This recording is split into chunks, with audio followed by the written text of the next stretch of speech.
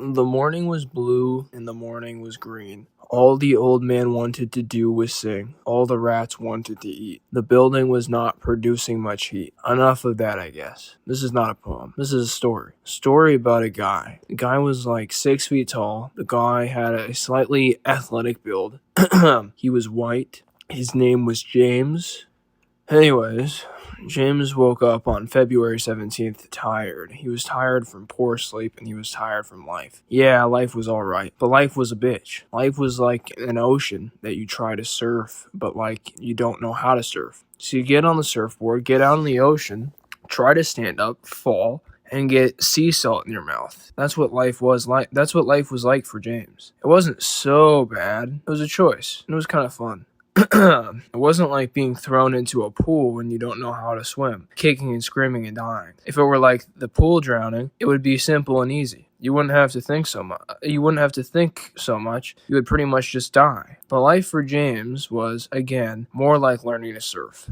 Sometimes maybe standing a bit. He might even think something like, now I know how to stand. I bet I'll be surfing well now, or whatever. I'm not very good at typing dialogue. Anyways, and for the record, if it's like, who is the narrator? It's me. I'm the narrator. The guy who's typing and making the story.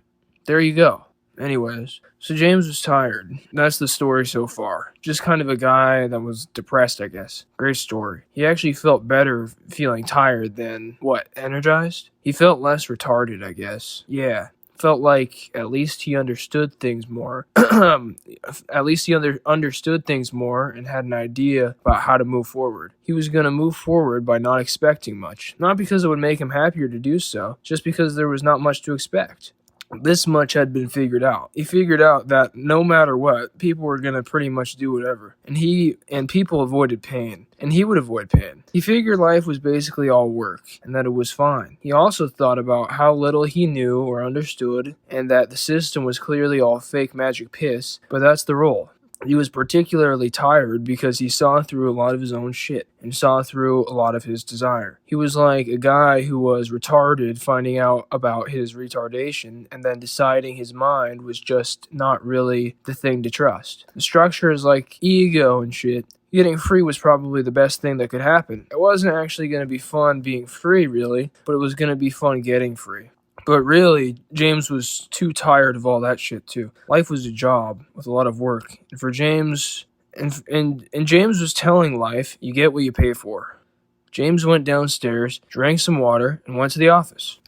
He would have drunk some alcohol before his drive over, but he didn't even feel like getting drunk very much. He was drunk on tiredness anyway. So he made his way to work. He had brushed his teeth. He did not change his clothes. He wore his pajamas. He walked into his office. He announced that he was one drunk punk skunk. People did not know how to react, so they didn't. They didn't react at all. People are like that. You do something they aren't used to, and they don't have a program for, and their mind has to improvise. Really kind of fun to watch. Bob, who was the fattest man in the office, walked over to James and told him to be quiet or make him the president of 10 towns. Bob was drunk. Bob was tired. Bob was actually a black man, 6.5 feet tall. He weighed a lot. He was a scary man to be near, just because if he fell on you, you would die. James went to his desk with his computer. He opened his computer and threw it in the trash. He said, "This trash is trash. Get me a real one, please." The office was surprised. The office was impressed. The office named James Master of Jest. So it was. Then James took a nap. When he woke up, he went to the bathroom and masturbated for 2 hours straight. He jerked it to his high school sweetheart, Jane. Jane had looked really good back in the day, before the transformation. Jane and James. It had been. Then it became James and James. And then shortly after that, just James and just James. Not together. It was weird at first, because it didn't make any sense, but people acted as if it did. And so it made perfect sense. After James jerked off for 2 hours, he took another nap in the bathroom. After he woke up, he went back into his cubicle. He had some beer in the office and decided to get drunk. He drank like 5 beers and got a little drunk. He danced around and played his music loud. When the day ended, he felt tired and went to sleep. The next day was similar. James was actually the boss of the office. He was like the king. He owned an online watch store. They sold watches from Alibaba. It was a shitty business idea, but this is fiction, so it was a good business, and it made money.